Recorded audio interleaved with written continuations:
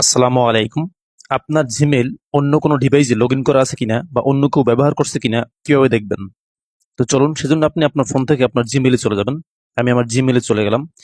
জিমেইলে আসার পর আপনি এখান থেকে এই যে লোগো আছে জিমেইলের, এই লোগোতে টাচ করে দিয়ে আপনি এটার ভিতরে প্রবেশ করবেন। প্রবেশ করার পর দেখেন এমন একটা ইন্টারফেস আসবে। এবার আপনি এখান থেকে ম্যানেজ ইওর গুগল অ্যাকাউন্ট এখানে প্রবেশ করবেন। এখানে প্রবেশ করার পর দেখেন এমন একটা ইন্টারফেস আপনার সামনে চলে আসবে।